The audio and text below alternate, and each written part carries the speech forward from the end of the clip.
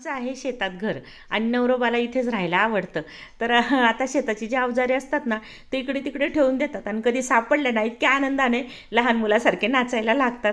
तर आता त्यांनाच शोध करणं चालूच आहे. म्हटलं यांचं काही संपणार नाही, चला आपण आपल्या आपल्या किचनकडे वळूया. तर मला ना आज किचन आवरायला काढायचं होतं आणि ट्रॉल्या करून झाल्या ना तेव्हापासून, म्हणजे आता महिनाच झाला आमच्याकडे ट्रॉल्या करून.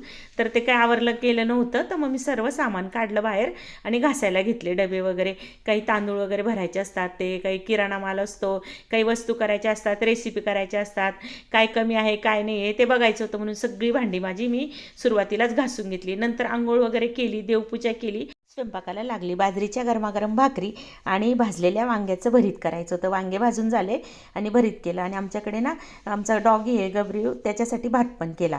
तर चला स्वयंपाक झालेला आहे. मस्त गावरान पद्धतीचं वांग्याचं भरीत आणि बाजरीच्या भाकरी.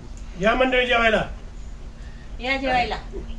जेवल्यानंतर भांडी झाली आणि बघा मला उचलायचं होतं, थोडं जड वाटत होतं. लगेच मिस्टर आले आणि त्यांनी उचलून ठेवलं. जरा सुकावून जातं की नाही म्हणा, असं कोणी थोडीशी जरी मदत केली ना त्यावेळेस खूप छान वाटतं बरं का. आणि आता बघा मस्त शेगडी वगैरे धुवून घेतली. इथपर्यंतचं रुटीन मी आपल्याला शेअर केले. कसं वाटलं कमेंट करून नक्की सांगा. चला भेटूया पुढच्या व्हिडिओमध्ये. सबस्क्राईब करायला विसरू नका मात्र.